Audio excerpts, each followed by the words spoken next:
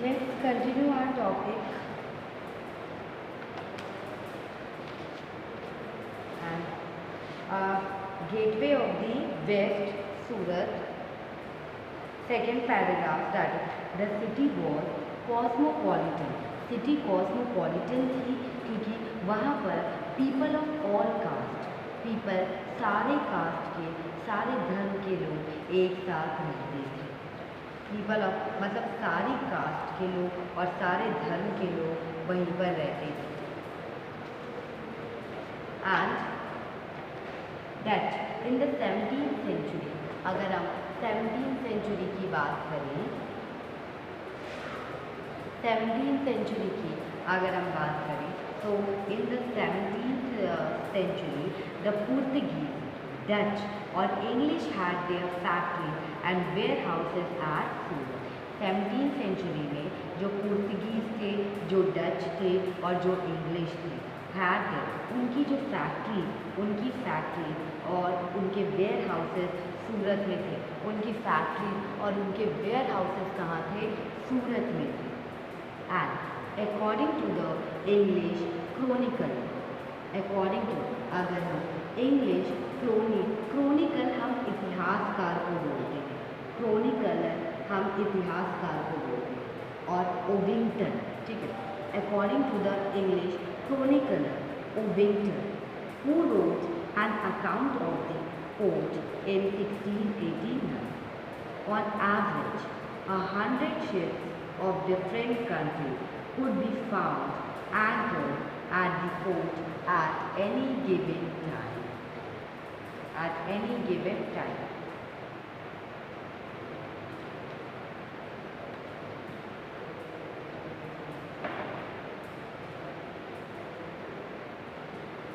According to the English chronicle, English chronicle जो थे, क्रोनिकलर थे या इंग्लिश इतिहासकार जो थे, ओविंगटन थे.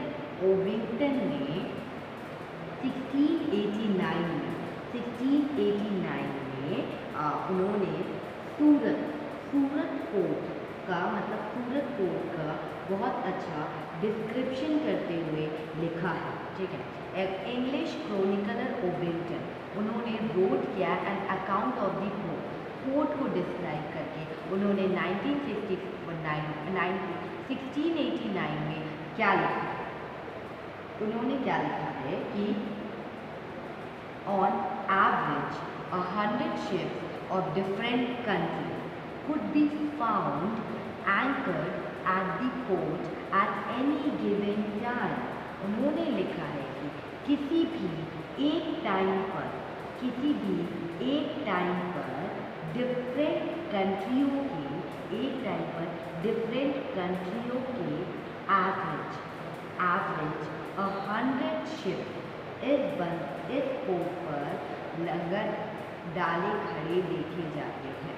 मतलब एंकर, अगर आप देखो तो उन्होंने 1689 में सूरत के बारे में क्या लिखा था कि एवरेज ऑफ 100 शिप्स, मतलब 100 शिप्स डिफरेंट कंट्रीज के यहाँ पर लाइन से खड़े हुए, मतलब एक गिवन टाइम पर लाइन से खड़े हुए यहाँ पे शिप आपको दिखते हैं डिफरेंट कंट्रियों के. 100 एक एवरेज उन्होंने किया कि एवरेज 100 शिप डिफरेंट कंट्रीज के यहाँ पर उन्हें पोर्ट पे एट मतलब गिवन टाइम पे आपको देखने या खड़े हुए मिलते हैं. There were also several retail and wholesale shops. मतलब there were also several retail and wholesale shops selling cotton textile.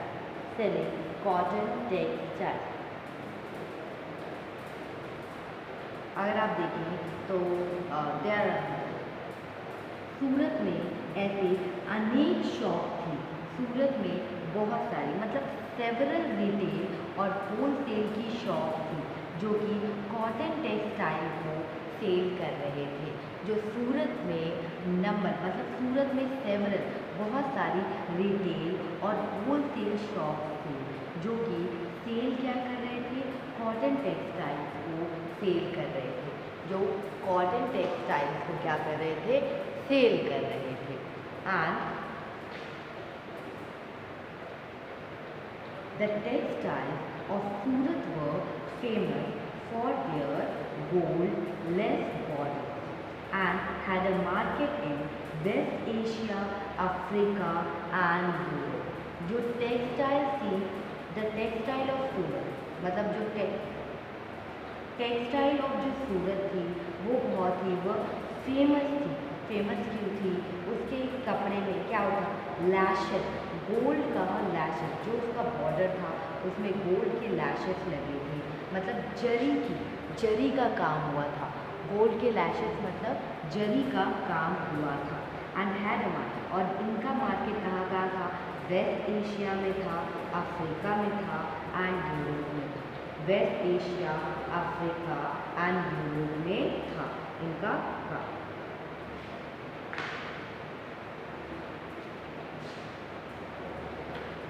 And क्योंकि जो सूरत की जो टेक्सटाइल थी, सूरत के जो कपड़े थे उसमें बॉर्डर क्या था, गोल्डन बॉर्डर था। यू कैन से जरी लगी हुई थी, और जो जरी लगी हुई थी वो काफ़ी फेमस थी। और इनका मार्केट वेस्ट एशिया, अफ्रीका और यूरोप में फैला हुआ था। वेस्ट एशिया, अफ्रीका और यूरोप में इनका मार्केट पूरी तरह से फैला हुआ था। The state built numerous rest houses to take care of the needs of people from all over the world who came to the city. From all over the world who came to the city. अब क्या था कि जो state थी उन्होंने state ने build किया था रेस्ट हाउसेस को। स्टेट में क्या हुआ था, बिल्ड किया गया था न्यूमरस, मतलब बहुत सारे रेस्ट हाउसेस को बिल्ड किया गया था। और जो रेस्ट हाउसेस थे उन्हें हम कहते हैं कि जहाँ पे आप रेस्ट लेते हो, या वेटिंग रूम, ठीक है। और वहाँ पे जो दूर दूर से पूरे वर्ल्ड से जो लोग वहाँ पर आते थे, उनकी नीड्स को मतलब टेक केयर, उनकी देखभाल की जाती थी। जो रेस्ट हाउसेस था वो वहाँ पर पूरे वर्ल्ड के लोग वहाँ पर आते थे और उनकी देखभाल वहाँ पर की जाती थी।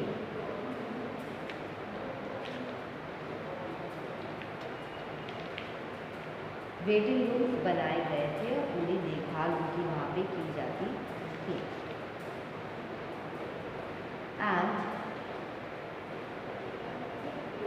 there were magnificent buildings and innumerable pleasure parks.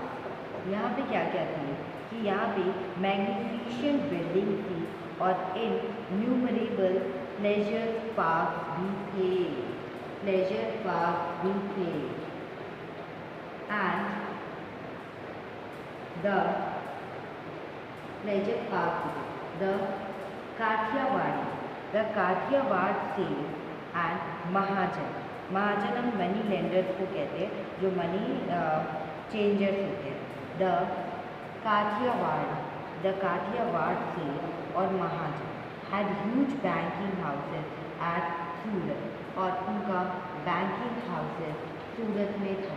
मतलब उनके बड़े बड़े जो बैंकिंग हाउसेस थे वो कहाँ पे थे, वो सूरत में थे।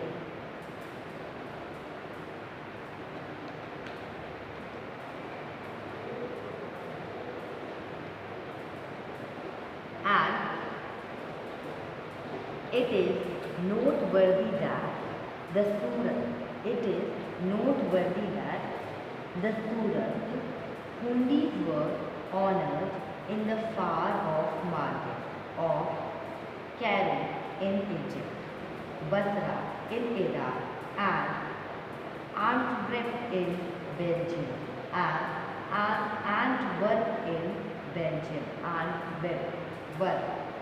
आप कह सकते हो कि अगर हम इसको डिस्क्राइब करें, डेट इज नोटवर्दी, मतलब नोटवर्दी है या उल्लेखनीय है कि जो सूरत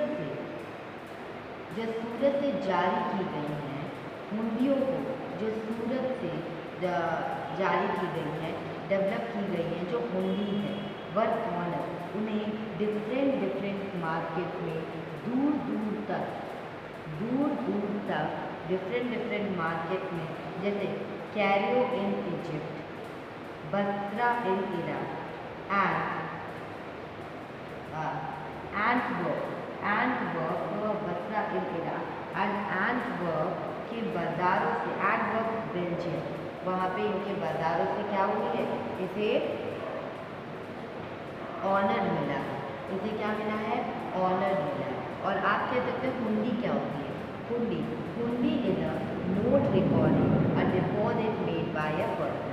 मतलब हुंडी क्या होता है, एक नोट रिकॉर्डिंग होता है, उसमें आप रिकॉर्ड करते हो कि डिफरेंट पर्सन ने क्या क्या जमा किया है, मतलब कितना डिपॉजिट डिफरेंट पर्सन ने किया। The amount deposited can be claim in another day, जो अमाउंट डिपॉजिटेड होता है वो क्लेम किया जाता है another day bye presenting the record of the deposit.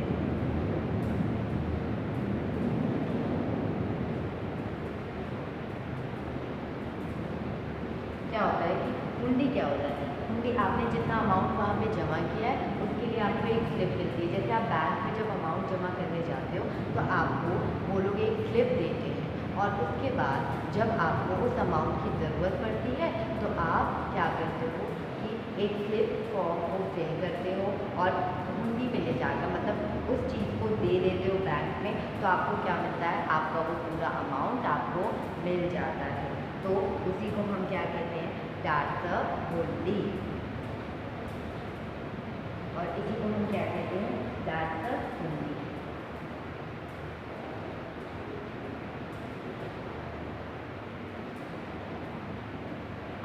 ये नोट पर भी उल्लेखनीय है कि जो सूरत में जो हुंडीज है उनको ऑनर दिया गया, क्योंकि in the far off market में Cairo in Egypt, Basra in Iraq and work in Belgium, इन सब में इसको ऑनर दिया गया, मान्यता दी गई थी।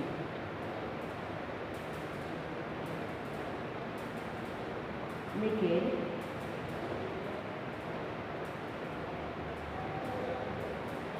however Surat began to decline. However, Surat began to decline towards the end of the 17th century.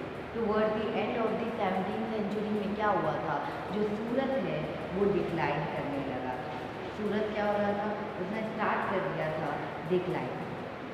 क्यों? This was because of many factors, ये उसका डिक्लिनेशन का, डिक्लाइन का बहुत सारा फैक्टर है, उसके डिक्लाइन का बहुत सारा फैक्टर्स है। That this was because the loss of market, पहला रीज़न उसका क्या है, लॉस ऑफ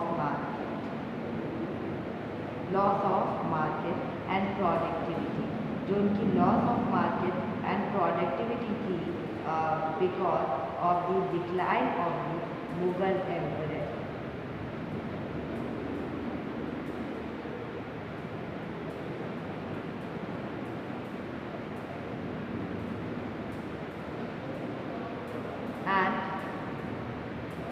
सूरत मतलब last end of the 17th century decline होने लगा था, और उसके बहुत सारे फैक्टर्स थे।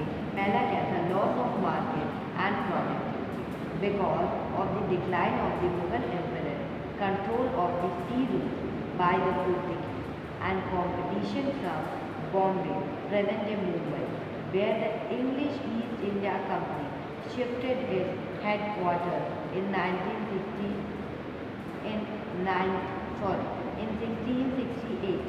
In 1668, today Surat is a bustling commercial center.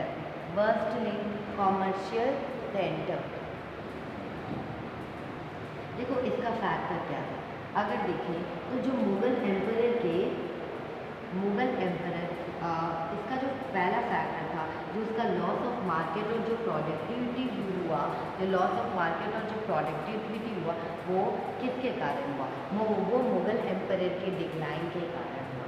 वो मुगल एम्परर के डिक्लाइन के कारण हुआ। And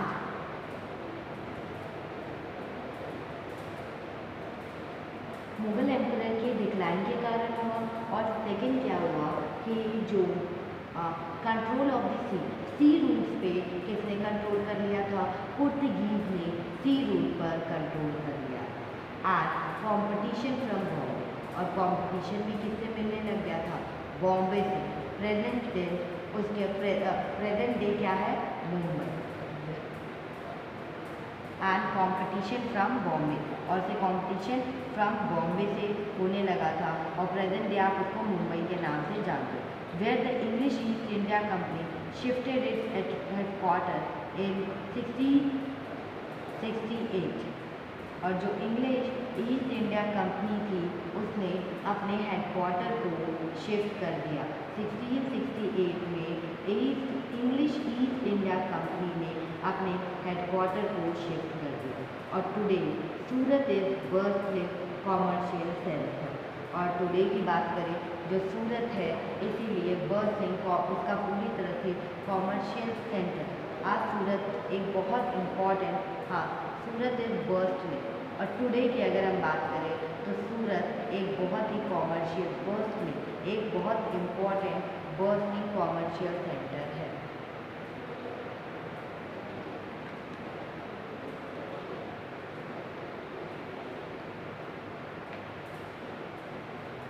And our next topic is that is fishing in troubled water. Masulipatam, Masulipatam, Masulipatam.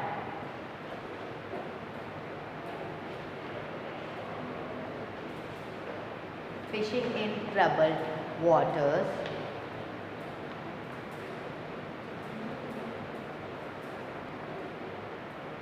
Our new topic is fishing in troubled waters. Fishing in troubled waters. Masulipatam. Fishing in troubled waters. Masulipatam.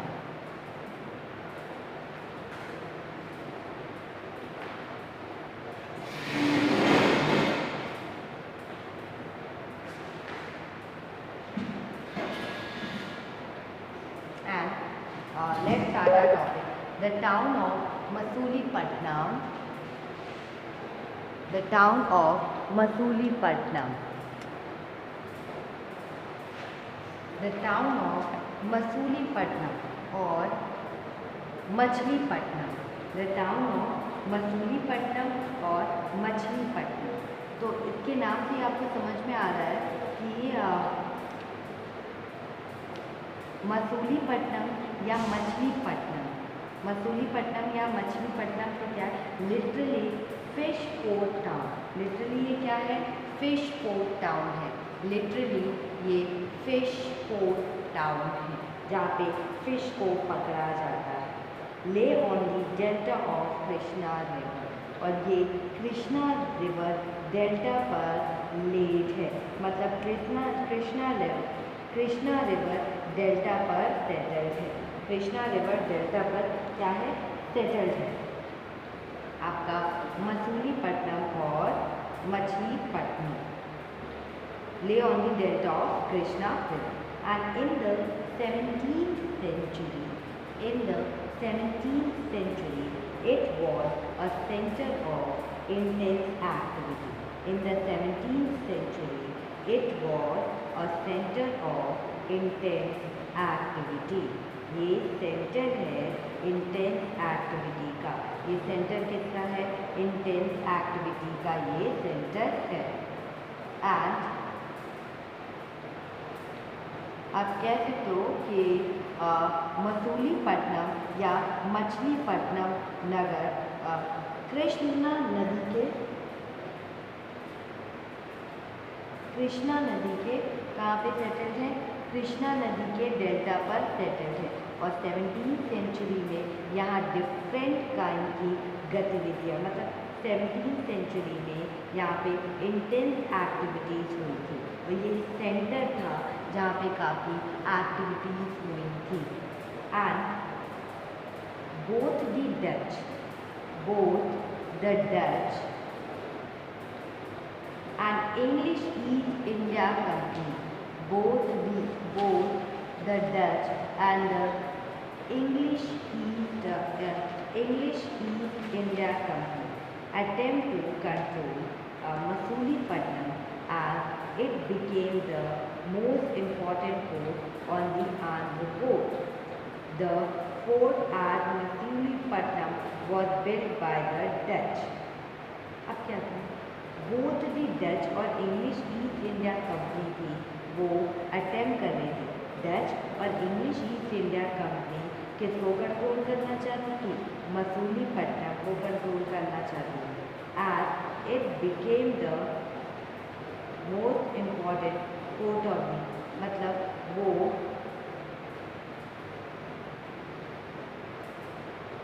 जो हमारे Dutch थे, जो Dutch था और जो east English क्या लिखा, वो डच और English East India Company attempt, मतलब मसूलीपट्टनम को कंट्रोल करना चाहती थी।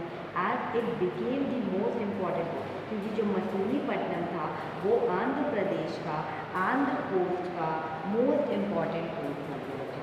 ठीक है,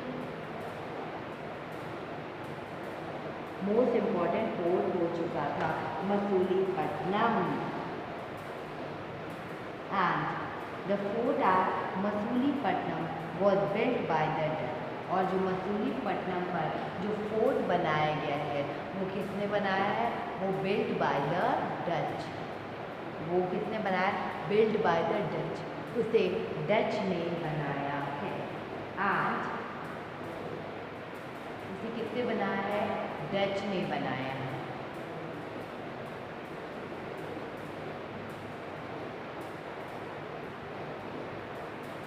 एंड अ पुअर फिशर था, अ पुअर फिशर था, मतलब मछुआरों का एक गरीब नगर, मछुआरों का एक गरीब नगर। And that paragraph, this is a description of Masulipatam by William Maxwell, a factor of the English East India Company in 1620. A factor of the company, a factor of the English East India Company in 1620. In 1620.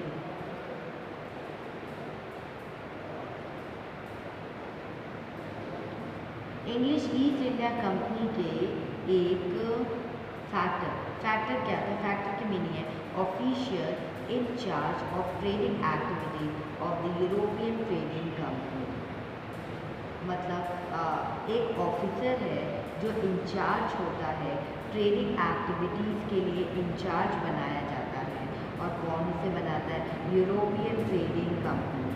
ठीक है, east India company उसे क्या बनाती है? Official in charge बनाती है। East India company उसे official in charge बनाती है, जिसे हम फैक्टर कहते हैं। और English East India company, English East India company के एक फैक्टर विलियम के एक फैक्टर क्या नाम है उनका? विलियम मैथवर्ड। विलियम मैथवर्ड ने 1620 में इन वर्ड्स में मसूलीपट्टनम का वर्णन किया। इन वर्ड्स में मसूलीपट्टनम का वर्णन मतलब डिस्क्राइब किया है, डिस्क्रिप्शन किया, डिस्क्राइब किया है, डिस्क्रिप्शन किया।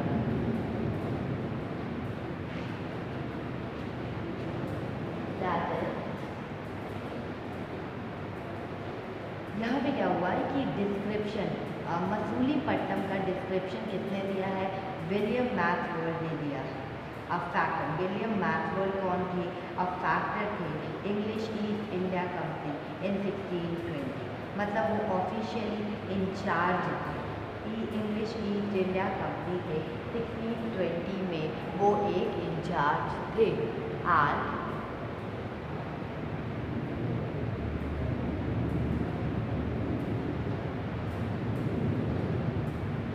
This is the chief port of Golconda. और ये गोलकोंडा का चीफ पोर्ट है, मतलब मुख्य पोर्ट है, इम्पॉर्टेंट पोर्ट है Golconda. Where the right worshipful, where the right worshipful East India Company have their agent. और यहाँ पे ये गोलकोंडा का एक पोर्ट है जहाँ जहाँ परम पूज्य ईस्ट इंडिया कंपनी अपना एजेंट रखती है। Where the right worshipful East India Company have their own agent. मतलब अगर दिस इज ये चीफ पोर्ट है गोलकोंडा का। Where the right of worshipful, वहाँ पे राइट है वर्शिपफुल के लिए, जहाँ पे परम पूज्य, ठीक है, worshipful, where right worshipful East India Company, और वहाँ हैव उनके एजेंट होते हैं। और it is a small town but popular. एक स्मॉल टाउन है लेकिन क्या है, बहुत ही ज़्यादा पॉपुलर है। ये स्मॉल टाउन है लेकिन क्या है, बहुत ज़्यादा ही पॉपुलर है। एंड बहुत ज़्यादा एक स्मॉल टाउन है लेकिन बहुत ज़्यादा ही घना बसा हुआ है, पॉपुलर है। और बिना किसी, आप कह सकते हो पॉपुलर है। अनवॉल्ड, वहाँ पे कोई दीवार नहीं है, पर बिना किसी चार दीवारी के, कोई भी फॉरफिटेड दीवार नहीं। इल बिल्ट, मतलब इल बिल्ट खराब तरीके से बनाया हुआ है। या वर्ड सिचुएटेड, मतलब वर्ड सिचुएटेड है।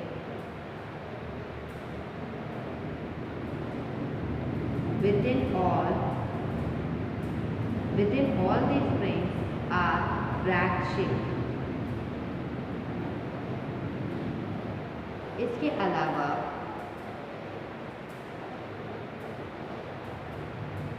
क्या है कि bragg ship. Within all the springs are bragg ship. और जितने भी स्प्रिंग्स है, या आप इसको कह सकते हो जितने भी पानी के जितने भी वाटर है वो सब खारा पानी है। जितना भी वाटर है वो सब क्या है, वो सॉल्टी है, वो सब सॉल्ट का पानी है, वो सब खारा पानी। एंड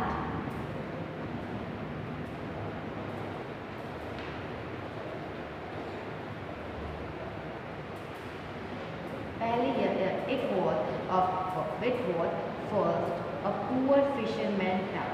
ये it was a first poor fisherman town.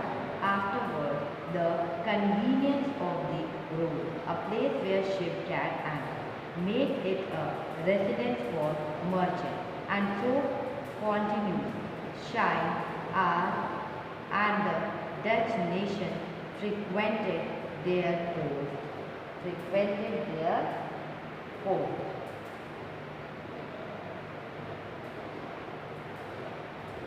यहाँ पे क्या है, it was the first poor fisher town.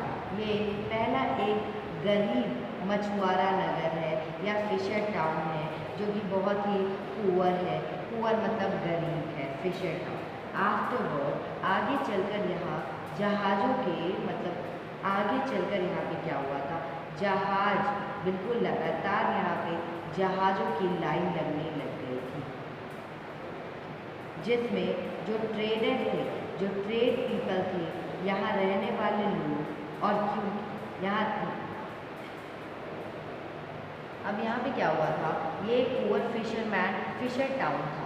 और afterward the convenience of the road, a place where ships can anchor, made it a residence for merchant, and so continues since and the Dutch nation frequently this continues. And देखें तो पहले यह एक गरीब fish, पहले ये गरीब Fisher town था और आफ्टरवर्ड यहाँ पे क्या हुआ, कन्वेंस हो गया, कन्वीनियंस मतलब कन्वीनियंस बना दिया गया, रोड प्रॉपर बना दी गई, रोड ऐसी बनाई गई जहाँ पर 100 शिप एक साथ खड़ी हो सकती थी, 100 शिप एक साथ खड़ी हो सकती थी, और जिससे जो ट्रेड लोग थे यहाँ रहने लगे, और जिससे जो मर्चेंट थे वहाँ यहाँ पर रहने लग गए। और चूँकि हमारे या तथा हमारे या हॉलैंड के निवासी यहाँ इस तट पर आते रहते हैं और यह उनके लिए निवास की व्यवस्था करवाता है। और आप कह सकते हो कि ये पुअर फिशर टाउन था और उसके बाद से कन्वीनियंस हो गया कि यहाँ पे 100 से ज़्यादा शिप खड़ी हो सकती थी, और यहाँ पे रेसिडेंट्स भी बन गए, जो मर्चेंट थे उन्होंने अपने रेसिडेंस को भी यहाँ पे बना लिया। और सो कंटिन्यू सिंस एंड फिर हमने कंटिन्यू किया, and the Dutch nation frequented this coast, और जो डच नेशन थे फ्रीक्वेंटेड दिस कोस्ट एंड और ये उनके लिए निवास था।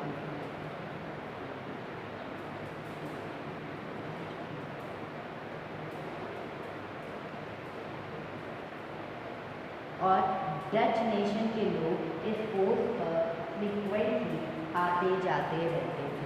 डच पीपल, जो डच था वो यहाँ पे, डच के लोग यहाँ पर आते जाते रहते थे। एंड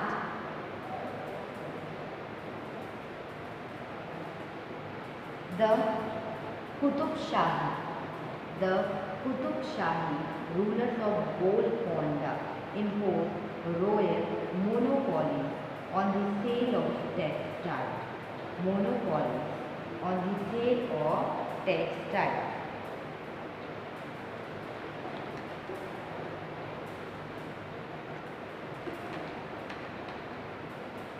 जो कुतुब शाही थी, कुतुब शाही रूलर कहाँ के थे?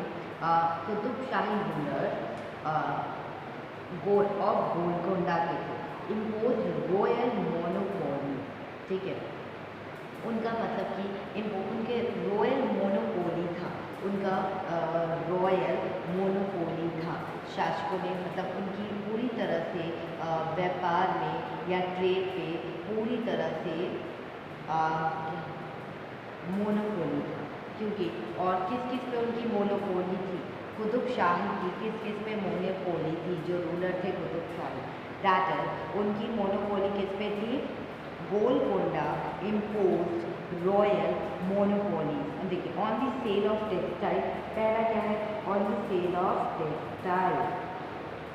Second, spices and other items, spices हुए और जो अदर आइटम्स थे, to prevent the trade passing completely into the hands of the various East India Company। आप देखो, जो कुतुब शाही रूलर थे गोलकोंडा के, उनका इम्पोज हुआ, उनकी मोनोपोली थी सेल ऑफ टेक्सटाइल पे, स्पाइसेस पे और अदर आइटम्स पे। वो प्रिवेंट करते थे जो ट्रेड पासिंग, अगर आप कम्प्लीटली इनटू द हैंड, अगर आप कम्प्लीटली ये पूरा ट्रेड अगर ईस्ट इंडिया कंपनी के हाथ में दे दोगे, ये पूरा हाथ चला जाएगा। और यहाँ पे यहाँ का जो यहाँ जिससे कि वहाँ का व्यापार पूरी तरह ईस्ट इंडिया कंपनी के हाथों में ना चला जाए। क्योंकि इसीलिए शाही गोलकोंडा ने क्या किया था? इम्पोज किया था royal monopoly sale of textile, spices और अदर आइटम्स में। वो प्रिवेंट करना चाहते थे, क्योंकि वो नहीं चाहते थे कि ईस्ट इंडिया कंपनी के हाथों में पूरी मोनोपोली चली जाए। ईस्ट इंडिया कंपनी के हाथों में क्या चला जाए? पूरी मोनोपोली चली जाए। And fear,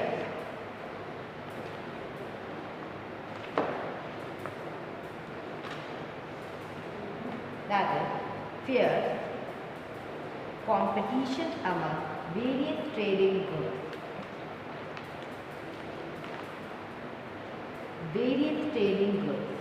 The Golconda nobles, Persian merchants, Telugu, Komati Chattis, and the European European traders made the city populous and prosperous. क्या हुआ था कि जो फियरस कंपटीशन हुआ, मतलब डिफरेंट ट्रेडिंग ग्रुप्स में कंपटीशन होने लग गए थे। डिफरेंट ट्रेडिंग ग्रुप्स में जब कंपटीशन हुआ तो क्या हुआ, जो गोलकोंडा नोबल्स थे, जो गोलकोंडा के जो नोबल्स थे, जो पर्शियन मर्चेंट्स थे, जो तेलुगु कोमटी चेत्तीस थे, जो तेलुगु कोमटी चेत्तीस थे, चटियार थे, या यूरोपियन ट्रेडर्स थे, उन्होंने मेड द सिटी, पूरी सिटी उसमें पॉपुलस हो गई थी और प्रॉस्पेरस हो गई थी, पॉपुलस एंड प्रॉस्पेरस। एंड अगर आप इसको ऐसे समझे कि यहाँ पे जब फियरस कंपटीशन आया डिफरेंट ट्रेडिंग ग्रुप्स में, among various different trading groups में जब कंपटीशन आया तो जो गोलकोंडा नॉवेल्स भी आए थे, पर्शियन मर्चेंट, तेलुगु कोमटी चटियार और यूरोपियन ट्रेडर मेड दी सिटी। और इसके कारण जब ये भी कॉम्पिटिशन में जब इनमें कॉम्पिटिशन आया तो सिटी में क्या हुआ, सिटी पॉपुलस हो गई और प्रॉस्पेरस हो गई, घनी आबादी वाला बन गया और प्रॉस्पेरस मतलब समृद्धशील हो गई, समृद्धशाली हो गई।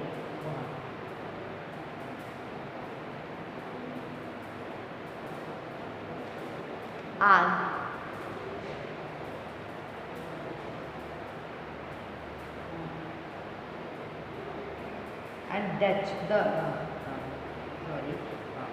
as the Mughals began to extend their power to Golconda, their representative, the governor Mir Jumla, who was also a merchant, began to display of the Dutch and the king against each other. In 1686 or 1687, Mughal Emperor Aurangzeb annexed Golconda. अब यहाँ पे क्या हुआ, as the Mughal began to extend their power to Golconda, जो मुगल है उसने अपनी power को, अपनी शक्ति बढ़ा ली। जब मुगल ने गोलकुंडा तक अपनी पावर को बढ़ा ली तो उनके जो रिप्रेजेंटेटिव्स थे, that is the governor Mir जुमला ने, जो कि खुद एक मर्चेंट थे, उन्होंने क्या किया, डच और अंग्रेज़ों को आपस में भिड़ाना शुरू कर दिया। एंड थर्ड इज 1686 और 87 में जो मुगल एम्परर थे औरंगजेब ने गोलकुंडा पर अपना कब्जा कर लिया। ठीक है, गोलकुंडा को भी मुगल साम्राज्य में शामिल कर लिया और गोलकुंडा पर अपना कब्जा उन्होंने कर लिया। एंड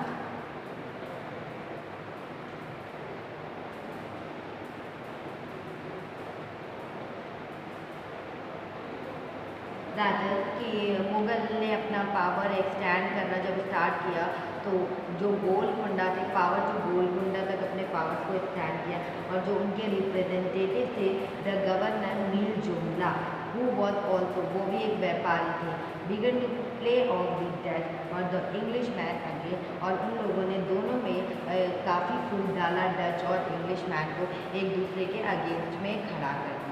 और 1685 और 1687 में मुगल एम्परर औरंगजेब एनेक्स्ड गोलकोंडा, पर गोलकोंडा को भी अपने साम्राज्य में मिला लिया, आपस में भिड़ाना शुरू कर दिया और मुगल बादशाह औरंगजेब ने गोलकोंडा को मुगल एम्परर में मिला लिया।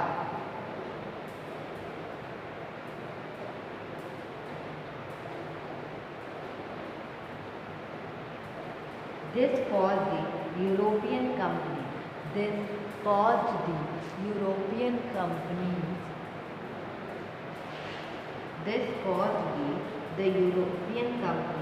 to look for alternative। और अब ये जो यूरोपियन कंपनीज के सामने अब एक प्रॉब्लम आ गई थी कि उन्हें अल्टरनेटिव ढूंढना पड़ रहा था।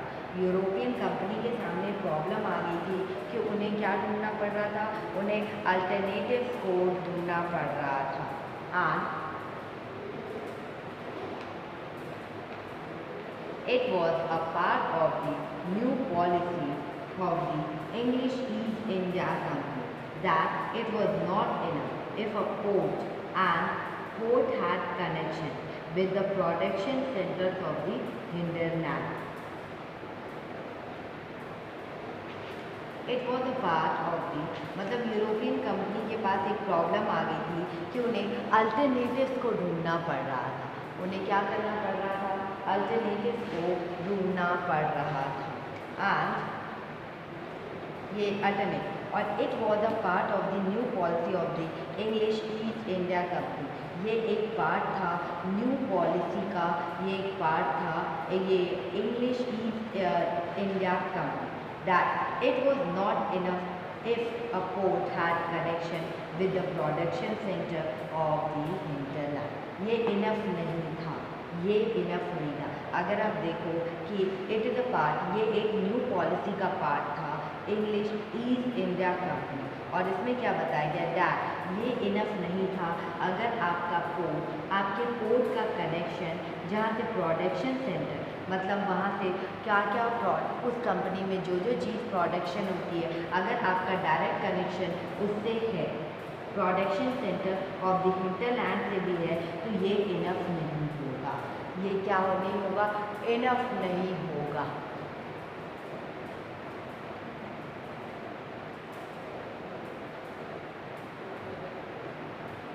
ये इनफ नहीं होगा, कंपनी की नहीं होगा।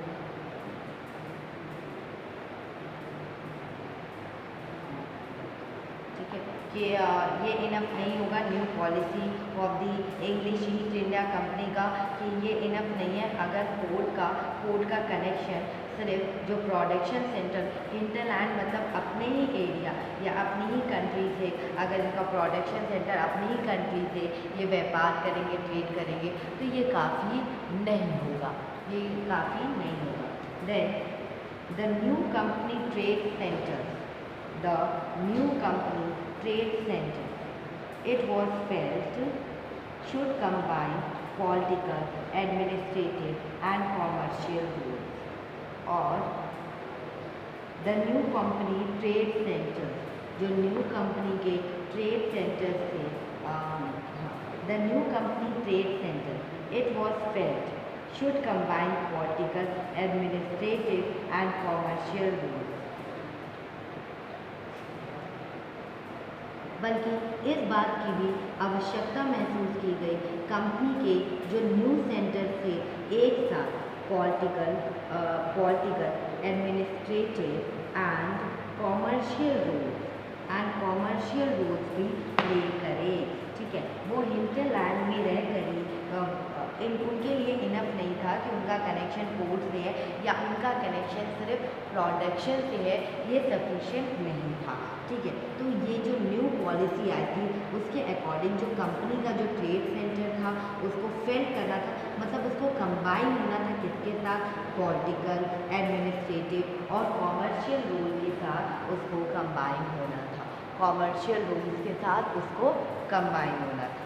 And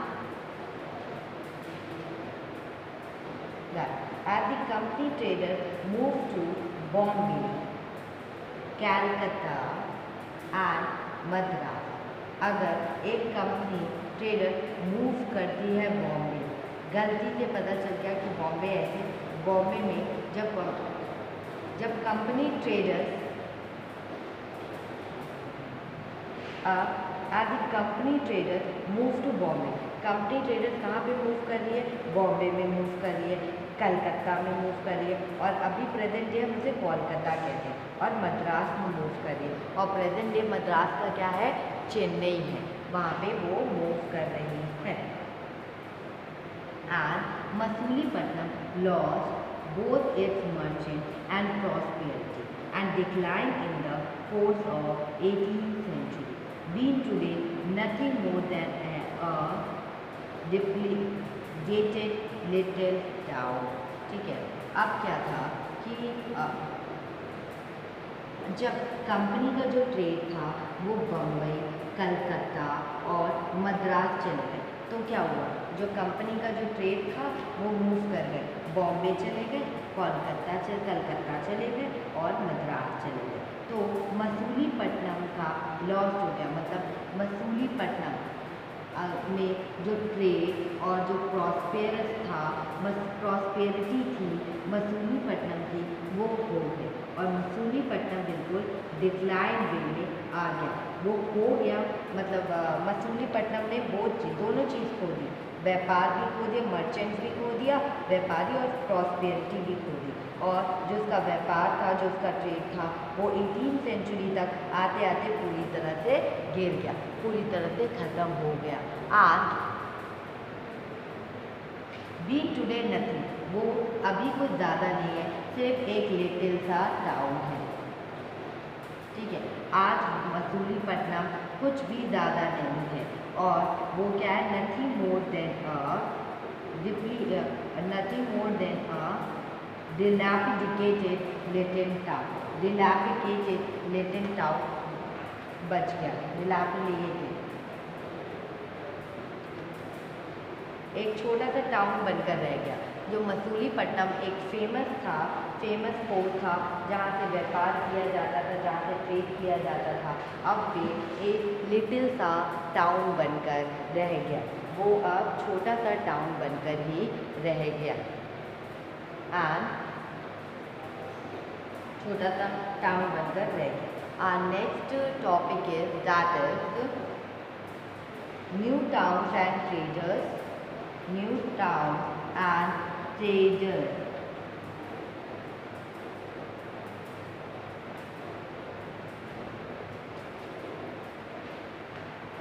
In the 16th and 17th centuries, in the 16th and 17th century, European countries were searching for spices and textiles. अगर हम बात करें 16 और 17 सेंचुरीज में क्या हुआ था, जो यूरोपियन कंट्रीज थी वह searching for spices and textiles. जो यूरोपियन कंट्रीज थी वो सर्च करती थी स्पाइसेस और टेक्सटाइल्स।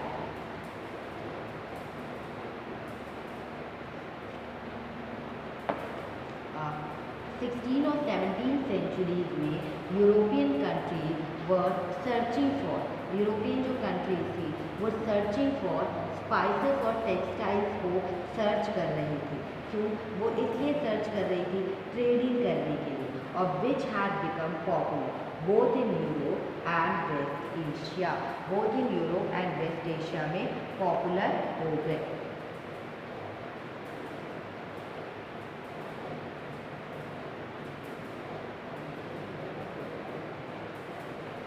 सिक्सटीन और 17 सेंचुरीज में, लाइक 16 और 17 सेंचुरीज में जो यूरोपियन कंट्रीज थी वो सर्च कर रही थी स्पाइसेस और टेक्सटाइल को।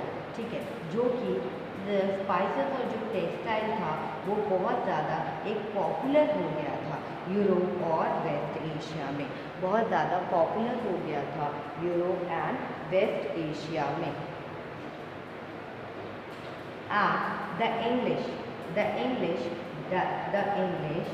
Dutch and French formed East India Company in order to expand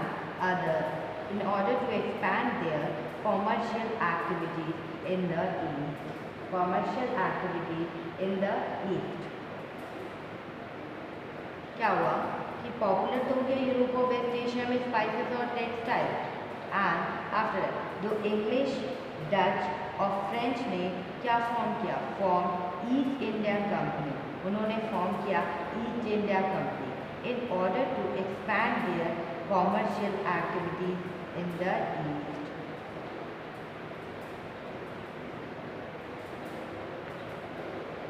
क्या हुआ कि इंग्लिश, डच एंड फ्रेंच ने ईस्ट इंडिया फ्रेंच ने क्या किया,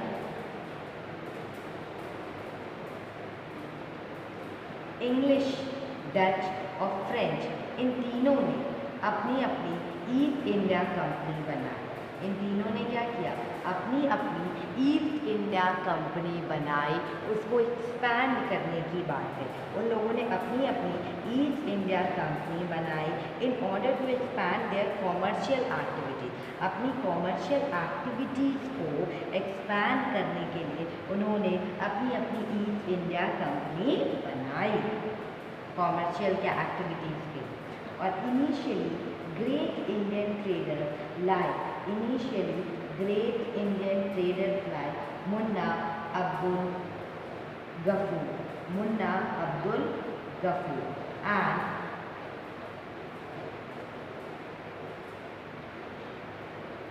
उन्होंने क्या किया, सबने अपनी अपनी ईस्ट इंडिया कंपनी बना ली। और इनिशियली क्या हुआ, जो ग्रेट इंडियन ट्रेडर थे, ग्रेट इंडियन ट्रेडर्स कौन थे, मुल्ला अब्दुल गफूर और बिरजी वोरा, बहुत ही who owned a large number of ships competed with them। और उसने क्या किया, उसने ओन किया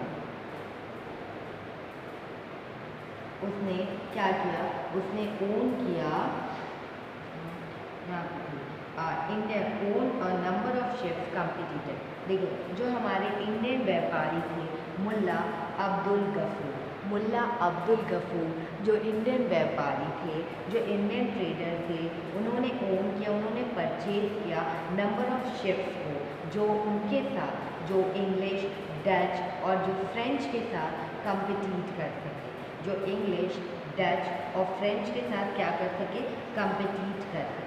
however the European company used their naval power. However जो यूरोपियन कंपनी थी वो अपने नवल पावर को यूज़ करती थी to gain control of the sea trade and force Indian trader to work as their agent. जो European companies थी वो अपने नवल पावर से क्या करती थी, नवल पावर जो पानी में जो रहते हैं शिप्स, जो हमारे पानी में जो नेवीज रहते हैं, उनके पावर को यूज़ करके क्या करती थी, जो सी रूट था, जो समुद्र से जो ट्रेड होता था, जो समुद्र का जो रूट था, जो समुद्र का जो पाथ था, उसको क्या करती थी, उसको कंट्रोल कर लेती थी।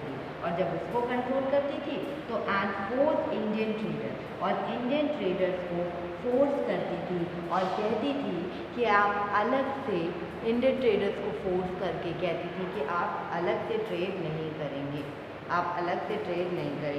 और अलग से ट्रेड ना करके उनको कहती थी कि आप लोग हमारा वर्क एज एजेंट, आप हमारे साथ वर्क एज एजेंट के रूप में आप लोग वर्क करेंगे।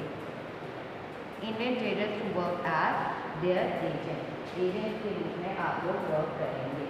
एंड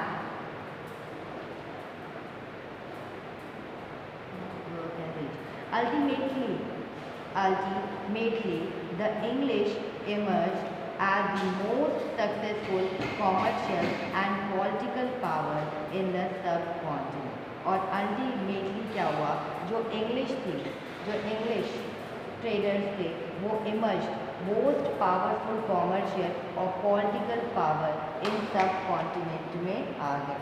सबसे ज़्यादा क्या हुआ था, इंग्लिश बहुत फेमस हो गए थे, इंग्लिश मैन जो बहुत फेमस हो गए थे, ईस्ट इंडिया कंपनी जो उन्होंने फॉर्म की थी वो बहुत सक्सेसफुल हो गई थी कॉमर्शियल और पॉलिटिकल पावर में इस सब कॉन्टिनेंट में।